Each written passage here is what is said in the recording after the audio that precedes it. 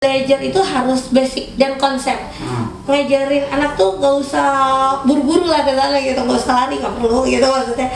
Emang basic itu harus diajarin, ditekenin bener-bener gitu supaya anak itu jadinya paham gitu.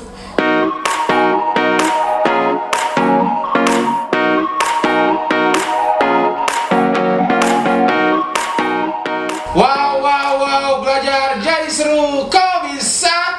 Bisa dong, yeay.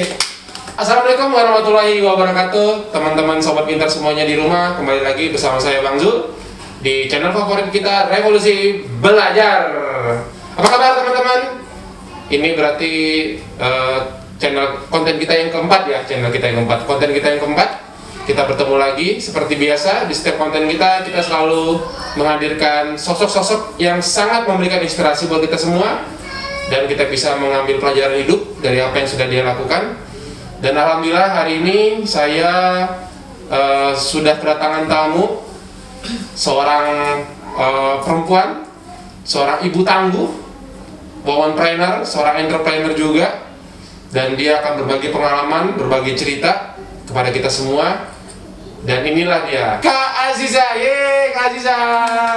Assalamualaikum Kak. Waalaikumsalam. Dan Kak Aziza, terima kasih sudah bersedia hadir, sudah mau direpotkan, sudah mau menyisihkan waktunya sambil mengurus anak-anaknya, sambil mengurus usahanya. Beliau bersedia loh hadir ke tempat kita ini. Oke, Kak Aziza, apa kabar hari ini? Alhamdulillah baik Kak ya. Insyaallah baik. Jadi sebelum saya syuting ini sudah ngobrol dulu ya sama Kak Aziza. Kak Aziza ini semangatnya luar biasa loh. Cara beliau bercerita tuh membuat saya jadi terinspirasi. Kak Aziza, awal mula Kak Aziza terjun ke dunia entrepreneur tuh apa ya Kak ya? Mula sejarahnya gitu Kak. Mungkin boleh Kakak ceritain deh. Boleh Bang Zul. Jadi mulainya itu sebenarnya karena terinspirasi bahwa tidak selamanya harus bekerja di kantor, gitu kan. Walaupun kantor itu banyak memberikan pengalaman bagus untuk kehidupan, cara berpikir, cara berkomuniti sama teman-teman, tapi tetap gitu loh. Life must go on, nggak selamanya harus di kantor, tapi bisa mempunyai paling tidak usaha lah gitu, usaha untuk di rumah. Karena kalau punya anak itu kan tetap harus ngurus anak, ngurus keluarga gitu ya, suami, tapi tetap juga paling tidak punya income gitu kan, menjadi support suami gitu untuk jadi yang terbaik. Akhirnya dalam perjalanan itu masih di kantor sih, mencoba gimana ya nanti suatu saat punya usaha yang belum kebayang usahanya apa gitu loh. Saya hanya seorang basicnya adalah seorang IT database programmer. Jadi saat itu cuma berpikir nanti suatu saat saya mau buka jadi konsultan IT ya gitu. Hanya berpikirnya cuman ternyata secara teknis tidak semudah yang dibayangkan gitu. Akhirnya perjalanan menemukan pengalaman untuk datang ke sebuah acara expo di Balai Kartini. Terus saya sama dan anak-anak serang lah gitu, kita coba aja jalan-jalan gitu. Begitu jalan-jalan, lu pasti antara di GCC ya, antara dua tempat itulah gitu. Itulah ya. Di situ terus akhirnya begitu masuk, di situ ada cara franchise Alfa. Wah, lumayan harganya gitu. Selangit-langit, akhirnya masuk ke yang lain gitu kan. Wah, lumayan. Akhirnya begitu masuk, ketemu lah bimbel gitu kan. Ya udah kami tanya-tanya gitu. Saat itu memang ya bener-bener ini kayaknya bagus juga gitu. Jangan berpikir ini bagus, cuman belum tahu teknisnya karena kan banyak hal yang harus dilakuin, terus masih kerja juga gitu. Ini ceritanya bukannya pengen ini pengen itu, tapi tetap berpikirnya kan harus berpikir ke depan maunya gimana gitu. Akhirnya setelah itu dicobalah untuk discuss. Setelah dari sana kayak bagus nih kita kalau punya ya udah nanti kita berdoa mudah-mudahan rezeki untuk buka di sini gitu. Terus ya udahlah coba aja jalan terus, berdoa terus ya udah gak usah terlalu dipikirin, jalan aja kerja gitu. Ya akhirnya di suatu waktu ibu juga bilang ya udah kalau itu bagus ya buka aja gitu. Ibu kandung Kak Ziza? Ibu sakit iya, gitu, jadi katanya ibu ya udah buka aja gitu. Ya udah akhirnya diskusikan saya sama Pak Riki sama Pak Doni bagaimana gitu. Udah akhirnya buka deh. Jadi ya jalannya ya gitu aja gitu. Saat itu juga masih kerja di kantor, sebagai masih tetap di IT karena saya 13 tahun itu nggak pernah pindah jurusan kantor, maksudnya tetap dunia IT terus. Dedikasinya sangat tinggi gak ya? Sama 13 tahun berkantor ya? Iya. Kayak gitu Bang Zul. Kok bisa kakak akhirnya 13 tahun kan bukan waktu yang singkat Kak? Waktu yang lama, udah berbagai macam cinta, rasa, kegemaran, kebahagiaan di kantor tersebut. Tiba-tiba memutuskan, oke, bismillah lah, saya mau fokus jadi seorang entrepreneur, lalu meninggalkan itu. Kan jujur Kak, ya usaha sih, emang namanya entrepreneur kita bisa berkarya, bisa menghasilkan uang dan lain-lain, tapi kan ada juga namanya kegagalan. Itu jadi hambatan nggak sih Kak sebenarnya? Ketakutan gitu. Wah, kalau saya ninggalin kerja, pasti income yang biasa saya dapetin per bulan pasti dapat, tapi kalau misalnya saya tinggalin nanti malah berantakan semua. Coba Kak, gimana tuh Kak? Oh iya, sebenarnya mungkin banyak orang yang kayak gitu, termasuk saya sendiri. Cuman mungkin jiwanya saya jiwa petualang kali ya. Nah, jadi kalau misalnya ada problem atau ada trouble, perasaan ditinggalin dulu, otaknya jalan aja dulu, go ahead lah gitu, mikir mana yang terbaik. Karena kan biasanya kalau perempuan itu kan duluan perasaan. Ini kadang-kadang mungkin karena anak teknik kali ya. Kalau anak teknik itu kan kadang-kadang nggak mikirin perasaan gitu, mikirin oh yang penting tugasnya kelar, yang penting kerjaannya beres gitu. Perasaan tuh belakang gitu. Jadi ketika gitu ya udah go ahead aja dulu, bismillah. Kalau misalnya itu belum berhasil ya udah mungkin jadi konsultan gitu atau belajar yang lain, karena memang dari dulu tuh pengen jadi seorang internet marketer sebenarnya gitu, pengen mendalami dunia internet marketer. Tapi kayak ternyata untuk menjadi seorang internet marketer yang handal seperti Kang Dewa gitu kan, itu butuh proses. Ya udah belajar dulu deh dari level multimedia dulu, belajar dulu gitu. Akhirnya ya udah seiring sejalan itunya juga belajar, ternyata dikasih jalan sama Allah untuk buka bimbel gitu. Ya udah akhirnya go ahead aja, buka bimbel. Memang di awal tidak seindah itu karena masih kerja kan, muridnya masih sedikit kan, harus tetap membayar orang karena membayar tim gitu kan, membayar tenaga dan segala macam. Tapi ya udah go ahead aja, bismillah. Kalau misalnya ini ya udah jalan terus. Kitanya juga usaha gitu, karena saya sama suami juga tetap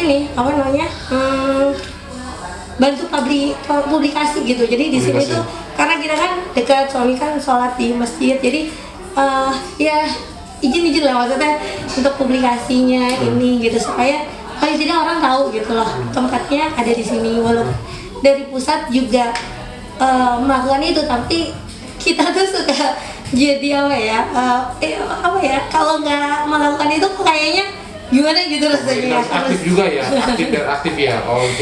Harus aktif gitu, nggak bisa diam aja. Mungkin emang karena saya juga sifatnya dulu juga gitu, kalau kerja ya pokoknya mobilitasnya tinggi ya Kak ya?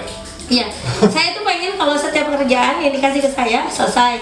Terus saya tuh orangnya tuh pengennya jangan berusaha aja. Jadi setiap pekerjaan di kantor pun saya juga selesainya harus sampai kelar gitu lah. Jadi jangan nanggung-nanggung gitu loh. Orang kalau pengen lompat aja, jangan pengen lompat jadi lompat aja. Waduh, jangan peragu Kak ya.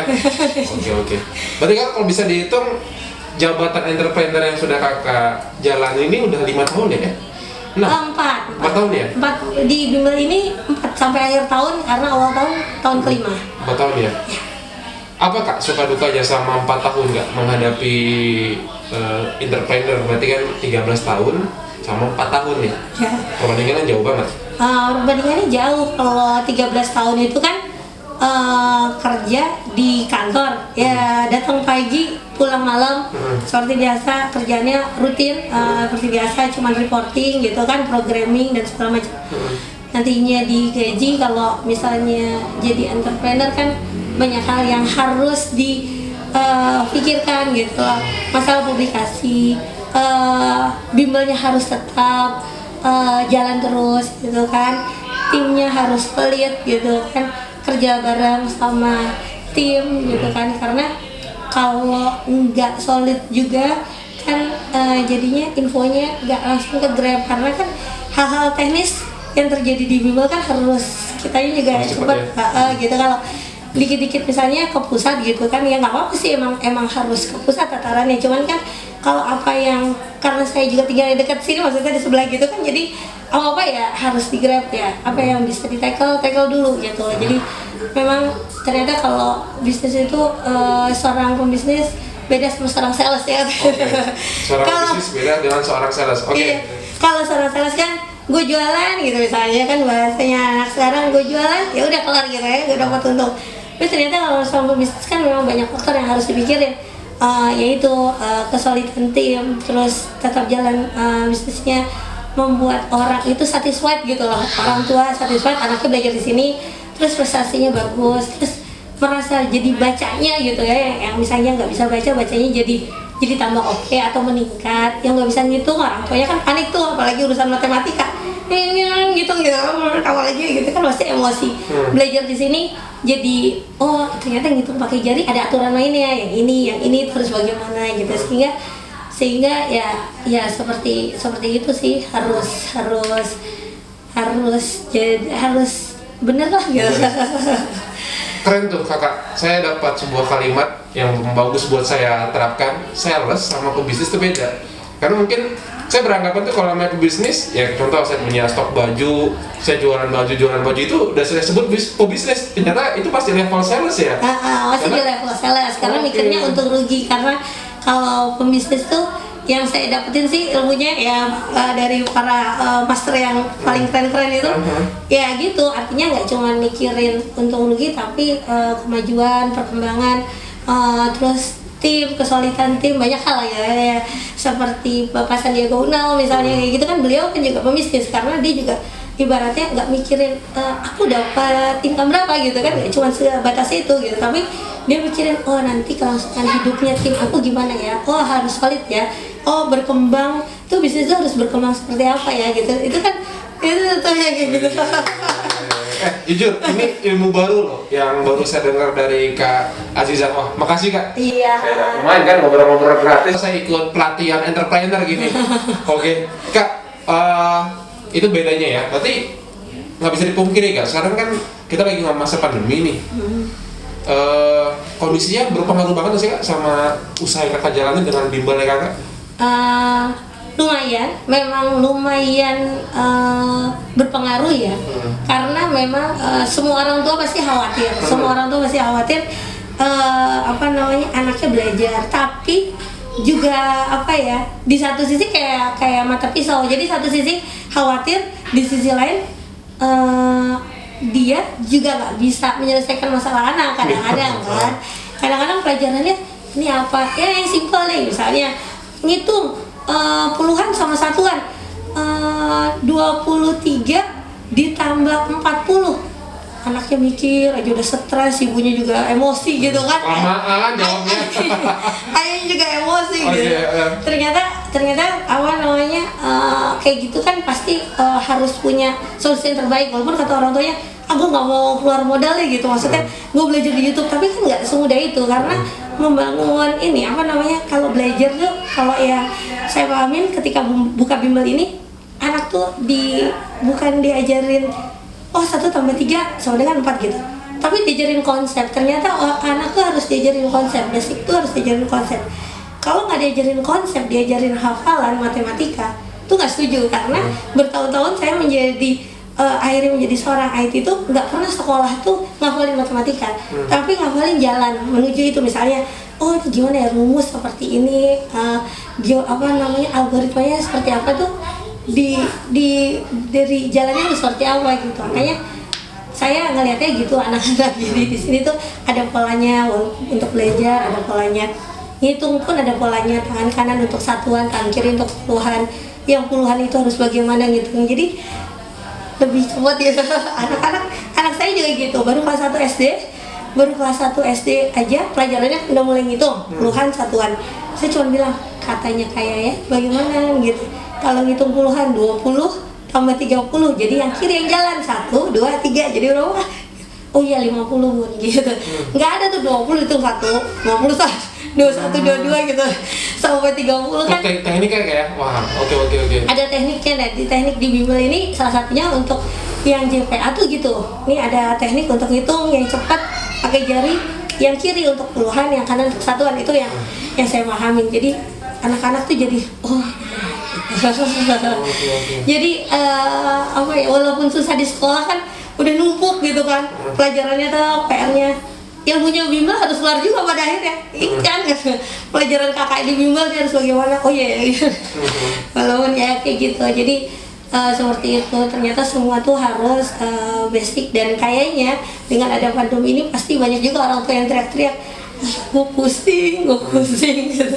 Mungkin awalnya di bulan Maret mereka merasa takut, tapi pada saat kondisi sudah mulai belajar PJJ, udah mulai kelengan, udah mulai pusing kayak belum ngurusin harus punya income kan? Iya, belum harus kerja juga. Harus punya kerja, terus ngurusin anak juga. Kayaknya emang kalau nggak punya metodenya, aja susah. Gini aja gitu kan. Gitu lah. Jadi kalau saya pun juga ngajarin anak-anak untuk hal yang sifatnya teknis, hitungan. Saya nggak pernah bilang sama anak saya nomor 1, jangan pernah ngapa. Kamu kalau nggak paham, belajar konsep dulu. Konsep dasar itu menentukan kamu berhasil ke depannya. Nggak paham dasar, nggak akan bisa jalan. Gitu. Jadi saya selalu bilang gitu ke anak-anak. Jadi belajarlah basic. Nggak perlu lah kamu kayak kereta api buru-buru, santai aja gitu. Nggak akan kemana-mana. Yang penting basicnya kelar, bisa selesai semuanya gitu. Kamu mau jadi seorang desainer grafis, kalau kamu nggak bisa ngitung, nggak akan bisa urusannya gitu. Nanti bisa berantakan. Orang mintanya landscape, kamu buatin potret, saya bilang gitu. Jadi harus bisa lah hitungannya gitu. Jadi akhirnya tadi walaupun anak segitu kan suka baper, nggak boleh baper kalau belajar sama bunda. Sama bunda sendiri padahal ya. Oke. Iya, saya selalu bilang gitu, kalau jadi anak teknik itu nggak boleh baper kak gitu, tidak mengenal baper anak teknik. Anti baper loh ya, anti baper klub. Iya, nggak boleh baper, jadi harus fight kayak gitu. Walaupun ternyata kan kita tidak bisa maksain anak, tapi saya udah ngasih basic, nggak boleh baper. Kalau mau belajar jadi anak, mau belajar teknik, belajar menghitung, harus kuat basic. Nggak usah ngapal, tenang aja, kita nggak buru-buru kok gitu. Nggak perlu ada larian gitu, santai aja gitu. Berarti kak, hitungannya sekarang kan pandemi udah hampir 5 bulan lah ya. Iya. 5 bulan, 6 bulan. 6 bulanan. 6 bulan ya. Berarti siklusnya udah mulai naik lagi kak untuk dari segi perputaran di bimbelnya kakak? Kayaknya mungkin udah mulai, tapi belum nanya sih sama kakaknya. Waktunya belum tanya seperti apa. Tapi sih mungkin ya pelan-pelan kali ya bang. Penambahannya pelan-pelan gitu ya. Kami sih pengennya fast gitu ya, cepet gitu, growing fast. Cuman ya udah ikhtiar aja, memang disuruh ikhtiarnya lebih maksimal. Nah kak, mungkin dari kakak kan secara nggak langsung mengkoordinir para guru-guru di bimbel kakak ya. Ada nggak sih kak tips-tips buat guru-guru, mungkin dia berprofesi sebagai guru TK atau guru SD untuk menghadapi kondisi pandemi ini, terus bagaimana cara biar anak-anak paham selama pelajaran PJJ, atau enggak ada mungkin trik lain pada saat mereka berkunjung ke rumah-rumah muridnya saat belajar langsung, atau gimana kan? Tipsnya buat orang lain atau buat tim? Buat ya guru lah, buat guru, mayoritas guru. Oh semua. Ya. Sebenarnya tantangan memang kalau di PJJ emang agak sulit ya, jarak jauh kayak gitu, misalnya nerangin anak-anak. Khawatirnya kalau di PJJ di situ ada tim penjawab gitu kan, ada tim penjawab gitu. Memang intinya sih seperti yang tadi saya bilang, belajar itu harus basic dan konsep. Ngajarin anak tuh gak usah buru-buru lah kesana gitu, gak usah lari, gak perlu gitu maksudnya. Emang basic itu harus diajarin, ditekenin bener-bener gitu, supaya anak itu jadinya paham gitu. Siapapun guru, kalau misalnya dia tahu bahwa gak usah lari kemana-mana, yang penting basicnya dia paham, harusnya dia sih akan santai ngajarin anak gitu. Yang nggak santai itu mungkin gurunya gini, enak aku ngerti kayak kan gitu. Mungkin karena dia mungkin menyampaikannya nggak pakai ilmu yang paling dahsyat ya, maksudnya paling dahsyat tuh artinya cari yang basic. Kalau saya tuh buat apa juga tuh yang bikin lama konsepnya. Konsepnya itu apa dulu gitu, basic dulu. Kalau basicnya dapet gitu kan, dia mau ngajarin PCJ anak murid dari jauh pasti kelar gitu. Mau ngajarin datang ke tempat anaknya juga pasti kelar, karena anak itu masih gampang dibuat polanya untuk ngikutin basic dulu gitu. Kayak buat programming, jadi alurnya tuh flowchartnya udah jelas gitu, nggak akan lompat-lompat. Programming kan nggak akan jadi kalau kerjanya lompat-lompat Jadi gitu. sistematis juga ya, sistematis ya. Gitu, jadi harus dari yang paling dasar, basic. Oh ini gini ya, tinggal memang masalah perasaan ya. ngadepin anak kalau nggak kelar-kelar, kalau nggak nggak ngerti-ngerti kan kadang-kadang emosi ya. Tapi memang harus dibuat enjoy, tetap harus dikasih tahu bahwa oh iya ini gitu. Oh ini coba diulang lagi. Saya pun juga gitu, ngulang ke anak saya juga gitu. Yang terbesar sama terkecil ke yang terbesar. Kamu ngerti ya? Terus katanya dia gitu, ngerti. Oh ya, ngerti. Giliran angkanya udah mulai puluhan, 31, yang satunya angka 5, satunya 59, satunya 70, satunya 65. Turutin dari kecil kayak yang gede. Masih ada yang kebalik. Balik lagi ke atas, karena udah belajar. Sampai saya suruh tulis 5 kali, dari 0 sampai 9, tulis 5 kali. Besoknya tulis lagi 5 kali. Udah nggak bisa. Kalau masih salah, itu pasti masih kebalik tuh otaknya kan gitu. Jadi harus sampai benar gitu. Terus diulang-ulang ya? Harus diulang-ulang. Jadi saya tuh sebelum ngajarin terkecil terbesar atau lebih kecil atau lebih besar, saya selalu suruh nulis dulu 0 sampai 9, 10 kali ya. 0 sampai 9. Jadi kakak tahu, yang kecil 0, yang besar 9. Oke, itu diterapin nanti di bawah kan gitu. Dibuat kayak gitu, akhirnya setelah dibuat berulang-ulang, ya bener sih, cuman belum saya kasih soal 100. Pengennya sih kasih 100 soal gitu buat anak SD kelas 1. Bukannya sadis ya, cuman maksudnya supaya ketahuan, oh polanya dia jago ketika soalnya satuan semua. Atau dari 10 deret 7 deret angka misalnya, angka satuannya itu 80%, 20%-nya puluhan. Itu masih bagus. Giliran semuanya 90%-nya puluhan, apalagi angkanya seri sama, misalnya 27 ada 21 gitu kan. Mana dulu yang kecil gede, nah itu Daerah tipis itu ya, okay. udah mulai kalang kabut anaknya gitu. Tapi saya bilang pasti bisa kak, kalau kamu tahu basicnya balik lagi ke sini masih bisa. Tahu basicnya masih bisa. Kalau kamu nggak tahu basicnya berantakan. Iya, walaupun gitu kan, kalau anak segitu udah mau nangis, tidak boleh nangis tetap. Atau nangis. Ada nangis juga mereka kak. Waduh, ada rasa pengen nangis juga mereka ya. Tapi anak saya cuman kelihatan pengen nangis, saya cuma bilang nggak boleh nangis. Ya udah, kalau kakak nangis istirahat atau wudhu dulu atau bobo dulu lah. Jangan dipaksain belajar matematika, jangan dipaksain. Nggak perlu terlalu semangat, walaupun kita di sekolah pelajarannya maju terus, tapi kalau capek nggak perlu dipaksain, karena saya tahu setiap anak itu punya kelebihan, punya kemampuan gitu ya, nggak bisa disuruh gitu. Kalau dia bisanya kemampuannya A, ya udah support aja passionnya ke A. Cuman tetap kan, karena kita belajar di formal, tetap harus ini ya gue aja. Jadi anak-anak kakak bahagia banget ya belajar matematika sama Kak Aziza ya? Ya kayak gitu. Karena kakak udah punya trik-triknya semua ya? Saya emang dari sekolah gak pernah hafal, alhamdulillah ya lumayan lah ya nilainya untuk urusan matematika. Wadaw, oke. Katanya sih jago, tapi saya bilang enggak, biasa pasti ada yang lebih jago teman saya. Tapi setidaknya buat intern keluarga kakak sudah terpenuhin. Enak anak-anak kakak diajarin dengan matematika yang versi kakak, konsepnya kakak punya. Iya. Di collab sama ilmunya dari bimbel. Oke, siap. Nah, itu kan kalau kakak nih sebagai orang tua mungkin bisa memberikan inspirasi buat orang tua di rumah. Boleh nggak kak di akhir sesi wawancara kita nih kakak memberikan tips nih buat para orang tua pada saat mereka satu sisi harus bekerja, tapi satu sisi mereka juga harus dampingin PJJ. atau mungkin emang posisi orang tuanya pada saat ini adalah emang full di rumah, dan tapi juga masih kewalahan juga Kak menghadapi anak yang PJJ. Apa Kak tipsnya buat para ibu-ibu ataupun ayah di rumah? Misalnya buat orang tua yang masih kerja, kalau mau ngajarin anak dalam kondisi capek mendingan tidur gitu. Oh gitu ya? Jangan dipaksain ya? Itu tuh berarti tuh, kalau misalnya emang udah capek jangan dipaksain ngajar, nanti malah emosi. Iya benar. Harus tidur Kak ya? Pasti harus tidur. Tapi nanti PR nggak terlaksana Kak, nggak dikerjain. Enggak, soalnya pasti emosi. Apalagi kalau anaknya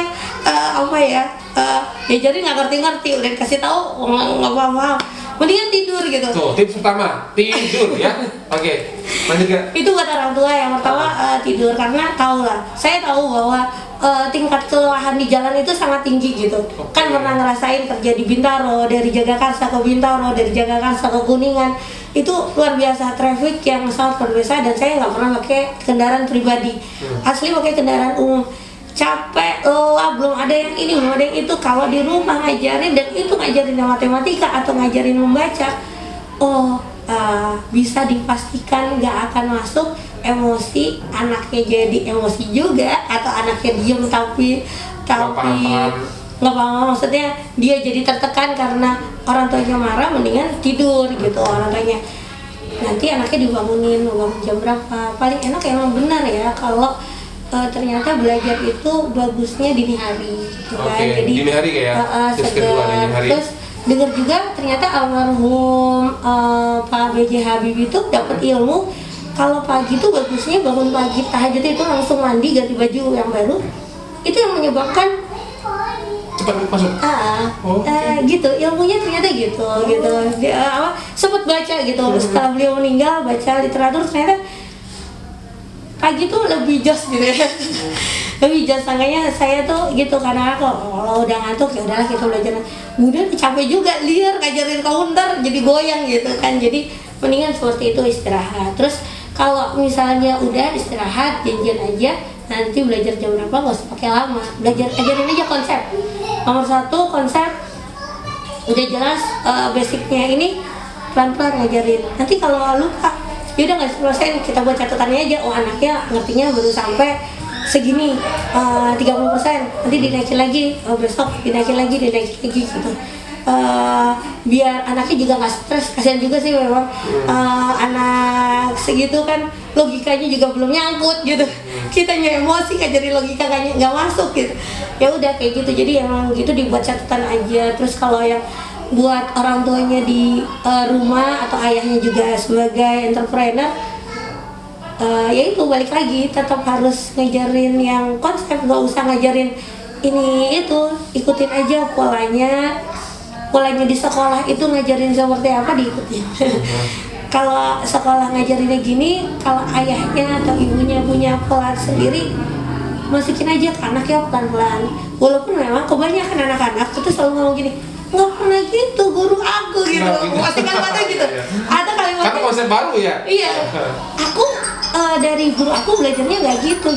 Tapi ya nggak apa-apa gitu, diajarin aja pelan-pelan. Yang penting konsep sih. Kalau anak-anak tuh yang penting konsep. Kalau siapapun yang ngajar, konsepnya masuk gitu. Jadi akan masuklah ke tataran anak-anak. Yang jelas harus tetap semangat, harus tetap fighting, dan kalau waktunya istirahat, menurut saya istirahat aja lah gitu, jangan jadi emosi. Kadang-kadang saya juga kan saking semangatnya ngajarin anak, anaknya udah turun tuh tingkat semangatnya, ya udahlah kita makan dulu, atau kita nyanyi dulu, atau kita ngapain lah energi gitu supaya lebih enak tuh. Karena lihat, balikin aja anaknya hobinya apa, misalnya hobinya gambar atau melukis, suruh aja kasih dulu biar turun dulu ya. Atau sukanya main Lego, anak saya nomor 1 soalnya suka ngedesain apa, dikasih kertas sampah terus suka gambar gitu, ini rumah ini. Gak pernah diajarin, asli gak pernah diajarin, tapi dia bisa gambar gitu. Jadi ya udah buat kayak gitu, atau warna-warna, atau digunting-gunting, nempel terserah lah. Udah clear, kita masukin dulu. Tapi mood si pengajar sama mood si anak juga harus terpenuhi ya. Oh harus gini, harus gatuk, harus cocok gitu. Wow, tuh buat teman-teman ayah bunda di rumah, tips dari Kak Aziza mengenai mendampingi anak selama pandemi biar anak tetap semangat juga untuk belajar. Oke, Kak Aziza, sebelum ditutup nih, dari tadi saya ngeliatin sebelah kanan tuh apa Kak Aziza ya? Kayak ada bintang-bintang banyak banget, kayak model-model time zone Kak? Kayak model-model apa? Ini betul kayak model-model time zone. Jadi kalau setiap anak-anak yang belajar di bimbel Tikitaka Jagakarsa, dia bimbel akan Tikitaka Jagakarsa itu punyanya Kak Aziza ya? Iya, jadi dia itu akan mengumpulkan poin dan nanti poinnya itu bisa ditukar lewat Opti sesuai dengan mana. Misalnya dia punya 100 poin, tapi dia pengen rautan, ya udah berarti 20 poin dicoret, ambil raut. Nah, dia masih punya 80 poin. Nah, setiap belajar itu akan dapat poin dari gurunya. Oh, dari kakak di bimbel ini. Iya. Oke. Ini sesinya lagi sesi apa ya? Sesinya ATK. Ada banyak sesi ya? Banyak sesi. Kadang-kadang sesinya wafer atau coklat atau apa. Ini kebetulan ATK ini nggak ada Lego ya. Oh biasanya ada Legonya. Ini kebetulan lagi nggak ada Legonya. Jadi ya tergantung sesi-sesinya. Tapi banyak juga habis Kak aku mau tuker ini. Aku mau kadang-kadang cuma ditukar stiker ya, mereka senang stiker ya. Berarti ini lagi sesi alat tulis ya? Iya. Ada nggak Kak mungkin sesi yang itu mungkin rendang, terus ayam opor, nanti telur? Kita yang makan. Nanti orang tuanya yang mau jajan ya? Nanti kita yang makan. Jadi memang sesinya dibuat anak-anak jadi lebih ini ya, lebih fight. Walaupun saya selalu bilang sama orang tua yang daftar, kalau misalnya pas ketemu sama saya bilang semua orang tua pasti sanggup beliin ATK ini. Tapi ketika anaknya dapat dari bimbel, dari hasil belajar, pasti rasanya luar biasa gitu. Ya. Euforianya beda ya? Beda ya. Okay. Kalau orang tua kan langsung beliin nih, kasih gitu. Kalau ini kan belajar dulu, rautan aja harus 30 kan bayangin. Harus 20 poin. Padahal paling dibeli di luar berapa gitu kan ya? Iya, betul.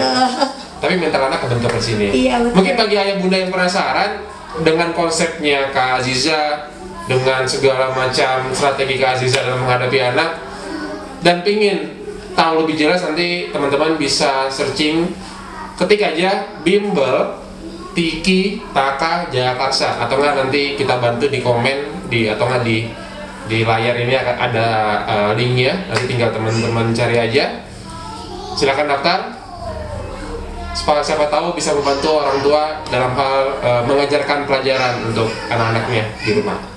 Oke, Kak Aziza, kalau ada teman-teman yang pengen lebih kenal dengan Kak Aziza, katanya Kak Aziza punya ini ya, channel YouTube ya? Iya. Di mana Kak? Boleh Kak disebutin? Channel saya di https://bit.ly/Hamdi Azza Production. Nanti ada tulisannya. Ya, ada Hamdi Azza Production, tinggal klik aja. Yang mau belajar konsep dengan Kak Aziza, silakan hubungi beliau. Iya. Oke, teman-teman, Kak Aziza, terima kasih atas waktu sharing, inspirasi. Saya sebagai yang mewawancarai kakak, jadi dapat pelajaran gratis nih. Lumayan nggak bayar. Biasanya kan kalau dapat ilmu dari seorang entrepreneur kan harusnya kelasnya yang lumayan lah ya. Jadi hari ini saya dapat rezeki dari Allah. Kak Aziza, makasih atas waktu. Sehat selalu. Salam buat suami, sukses buat bimbelnya. Oke, teman-teman, sekian ngobrol-ngobrol cantik kita hari ini. Karena satu cantik, jadi ngobrol-ngobrol cantik kita hari ini. Dan terima kasih sudah menyimak, menonton channel Revolusi Belajar. Jangan lupa like and subscribe dan komen. Jika ada kritik, saran, ataupun pertanyaan, ataupun ada tokoh-tokoh yang pengen wawancara sama kami, silakan komen di bawah ini. Oke, kakak, sebelum kita tutup, kita ada tagline yang tadi kak. Jadi tagline kalau di Revolusi Belajar tuh kalimatnya wow Revolusi Belajar kok bisa? Bisa dong. Ya pakai ini kak, emoticon love ya. Oh, emoticon love kayak gimana? Ini kak, love. Love cinta kak. Oke, kita mulai kak ya. Wow, belajar jadi seru kok bisa? Bisa dong. Dan sampai ketemu lagi teman-teman. Assalamualaikum warahmatullahi wabarakatuh.